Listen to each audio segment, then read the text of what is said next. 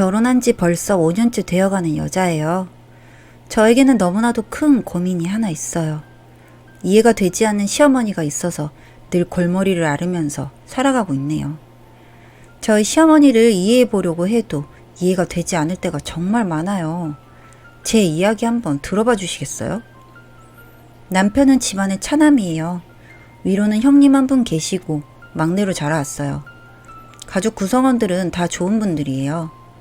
저희 시아버지, 아주버니, 형님 다 좋은 분들이에요. 조카들도 솔직히 너무 귀여워요. 딱 한 분 시어머니만 저와 사이가 별로네요.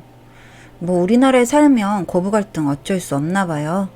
고부 갈등 겪지 않는 분들이 몇이나 될까 싶어요. 그런데 저희 시어머니는 뭐랄까 참 별로예요. 너무 솔직하시고 직설적이다라고 할까요? 본인이 하고 싶은 말이 있으면 요즘 말로 노빠꾸이신 그런 분이에요. 그리고 자기 아들에 대해서는 엄청 끔찍하신 분이라서 그런 부분도 참 힘드네요. 자신이 하고 싶은 말을 하지 못하면 답답해 하시는 뭔가가 있나 봐요. 그런 것 때문에 한 번씩 다들 민망해 할 때도 상당히 많고 난감하기도 해요. 얼굴을 붉히는 일이 상당히 많죠. 처음에 인사를 드리러 갈 때부터 문제가 있었어요. 처음 인사를 하던 날 조용한 식당에 가서 식사를 하게 되었어요. 이때부터 알아서 판단을 빠르게 했었어야 했는데 서빙을 하시는 직원분께 오지랖을 떠는 부분을 볼 수 있었어요. 알아서 어련히 잘 하시는데 이거는 이렇게 놔라 저렇게 놔라 하시는 거 있죠? 원래 깔끔하셔서 그런가 싶었죠, 처음엔. 한정식 집이다 보니 음식이 아무래도 계속 나올 수밖에 없잖아요. 근데도 그렇게 오지랖을 계속 하시면서 주체를 못 하시더라고요. 옆에 시아버지께서 애들도 있는데 왜 그러냐고 나무라셨지만 할 말을 정말 솔직하게 다 하시더라고요. 그런데 면박을 줘도 오지랖이 멈추지 않으시더라고요. 자기 아들한테는 솔직히 한없이 관대한 것 같은데 남한테는 욕만 안 했을 뿐이지 할 말 정말 다 하시더라고요. 그러더니 무릎을 꿇으면 무릎 상한다. 그렇게 자세 잡으면 안 되는데 해서 별의별 이야기를 다 하셨어요. 첫 만남부터 뭔가 센세이션이었죠. 연애를 할 당시에는 원래 어머님 저러셔? 이렇게 묻기 좀 뭐했어요. 그냥 정말 직원들 생각하셔서 말씀하셨나 보다 이렇게 넘기려 했어요. 그런데 그 다음에 비슷한 일이 또 있었어요. 그러던 중에 지금의 남편과 결혼을 약속하고 상견례를 하게 되었어요. 그때도 처음 봤을 때와 비슷한 일이 생겼네요. 상견례를 보통 코스 요리집을 하니 가기로 하고 방문을 했었죠. 그런데 이때도 직원분들에게 무릎 꿇고 하면 무릎 닳겠다, 아프겠다 이러시며 오지랖을 떠시는 거 있죠? 이번에도 시아버지께서 입단속을 시키시려 하셨지만 아랑곳하지 않고 강하게 할 말만 또 하시더라고요. 어찌나 나 뜨거운지 가만히 있을 수가 없었고 저희 부모님께서도 민망해 하셨어요. 그렇지만 시아버지께서도 좋으시고 지금의 남편이 너무 좋았기에 결혼을 하게 되었어요. 평생 시어머니 매일 볼 것도 아닌데 대수롭지 않게 넘기기로 했죠. 그냥 이런 사람도 있나 하고서요. 어머니께서 조그맣게 세탁소를 하시는데 동네 세탁소에도 평소에도 사람들이 와서 수다를 떨고 뒷담화도 하고 이런저런 얘기를 많이 한다 하더라고요. 그래서 남 얘기하다가 오지랖도 하고 막 그러신 것 같아요. 수십 년 동안 했던 가게이시니 여기에서 모든 시발점이 있지 않나 싶더라고요.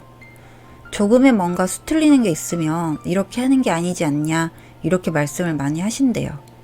평소에 동네 사람들과 정말 많은 이야기를 하시며 이렇게 되셨더군요. 또한 외모에 대해서 오지랖을 많이 하시고 있더라고요. 누가 벌써 머리가 벗겨졌냐느니, 방송에 나오는 누구는 성형수술해서 저렇게 된 거냐느니 이런 말들을 정말 너무 많이 하세요. 드라마 볼 때도 감정이입을 하셔서 쟤네 왜 저러나? 저러는 건 아니지 역정내면서 보시기도 하고요. 결혼한 지 이제 5년 차인데 명절 때도 정말 힘들어요. 어머니께서 솔직히 음식을 잘 하시는 편이긴 하세요. 명절 때마다 꼬박꼬박 차례 음식 같이 하네요.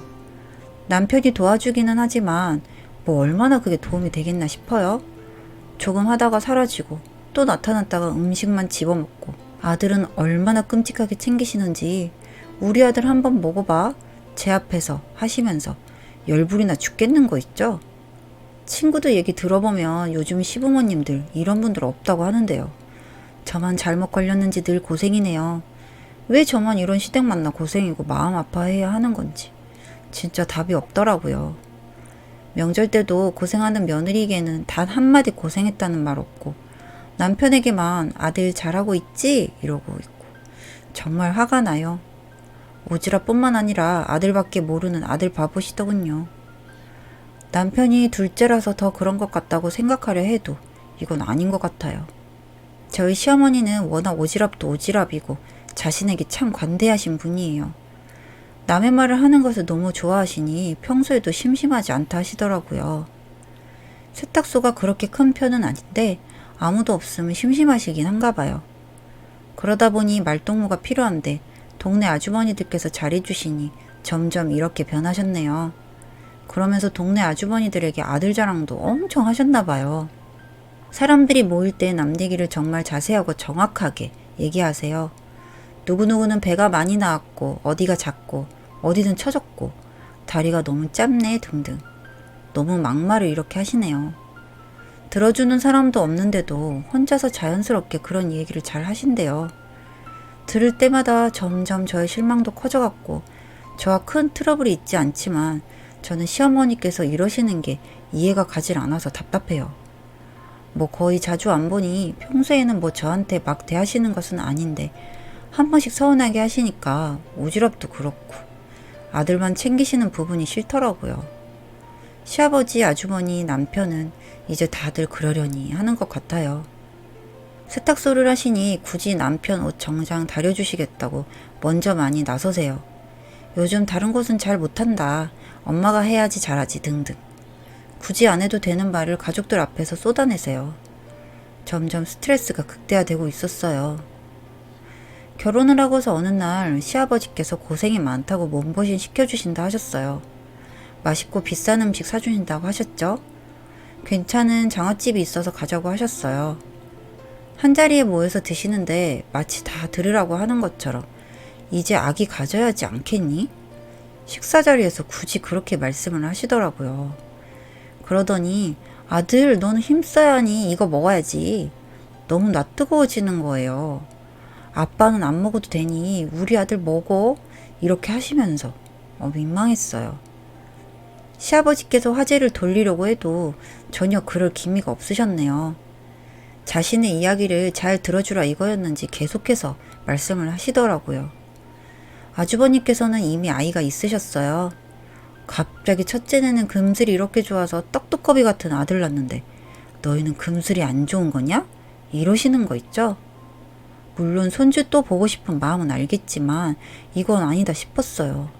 남편도 그렇고 시아버지께서도 정말 좋은 자리에 왜 그러냐고 나무랐어요. 형님도 있고 애기도 있는데 굳이 나 뜨거운 얘기 할 필요 있나 싶은 거죠, 저는. 그랬더니 신나서 이야기를 하시더군요. 아주버님 부부에게 너희는 금술 좋아서 둘째 계획도 있겠는데? 이러시면서 와이프가 몸매 좋으니 또 가져봐. 뭐 이런 식으로 말씀하시더라고요. 더 이상 듣다 못한 아주버님이 말리셨어요. 사실 이날 술도 한잔하긴 했어요. 술 기운에 말씀하시는 거라곤 하지만 너무 지나치시잖아요. 아주버님이 좀 성질을 내셨어요. 엄마 제발 그만하라고 하고 말이죠. 그런데 저희한테 또 너희는 네가 문제 있는 거 아니니? 우리 아들은 문제 있을 리 없는데? 하면서 또 뭐라고 하시는 거예요. 아이를 갖든 안 갖든 그건 우리 자유인데 왜 자꾸 이러시는지 모르겠더라고요. 좋은 자리가 급 심각해졌어요. 시어머니의 방장부진 입에 어쩔 수가 없었어요. 아주버님과 남편까지 뭐라고 하니 아들 키워봤자 소용없다며 엄마 편 하나 안 들어준다며 갑자기 또 노발대발 하시는 거예요. 저한테까지 해코지 하시니 저도 심하게 따졌습니다. 그래서 남편이 말리게 되었고 내가 뭘 그리 잘못했냐며 따졌죠. 갑자기 제 인생이 처량해졌어요. 내가 뭐 때문에 이런 취급을 받으며 시댁에 와야 하는지를 모르겠더라고요. 그래서 저는 어떻게 하면 시어머니를 공략할 수 있을까 연구를 했어요. 우선 남편에게 시어머니 때문에 못 살겠다고 막 뭐라고 했어요. 이혼하자고 선언을 했어요. 남편이 이혼하자는 얘기를 듣고 나더니 잘못했다며 난 너 없이 못 산다 이렇게 얘기를 했어요. 저는 견딜 수가 없어서 정말 강하게 나갔네요. 막말하고 아들밖에 모르는 시어머니가 너무 싫어서 소름이 끼쳤거든요. 그리고 시아버님께도 도저히 안 되겠다며 말씀을 드렸습니다. 이혼을 해야 할 것 같다고 말이죠. 시아버지께 말씀드린 것을 시어머니께서 결국엔 아시게 되었어요. 아들밖에 모르는 바보라 그런지 제가 강하게 나오니까 갑자기 꼬랑지를 막 내리는 것 있죠? 내가 잘못했다 우시면서 우리 아들 이혼남으로 만들어주지 말아줘. 이렇게 했어요. 남편이 어머님의 소중한 아들이듯 저희도 우리 부모님의 소중한 딸이라 말씀드렸어요. 그리고 저는 무작정 이혼을 하자고 했습니다. 시어머니께서 제 바짓가랑이를 잡고 울면서 반성하시는 거예요. 아이도 없었기 때문에 이혼해도 상관이 저는 전혀 없었어요. 돌싱으로 살면 되니까요. 반성이라는 것이 이번뿐일 수도 있다는 생각에 각서를 쓰기로 했습니다. 나중에 딴소리 못하게 말이죠. 첫째로 절대로 오지랖 짚지 않겠다. 둘째로 가족들을 위해서 좋은 말을 하겠다. 절대 함부로 하지 않겠다. 셋째로 농담도 하지 않겠다. 자녀 문제, 금전적인 문제 이런 거에 관련해서 일체 뭐라 하지 않겠다고 지장까지 받아서 각서를 받아냈네요. 제가 강하게 나와서 짜릿하게 복수를 해서 통쾌했어요. 사연은 여기까지였고요. 우리 사는 이야기 시청해주셔서 감사합니다.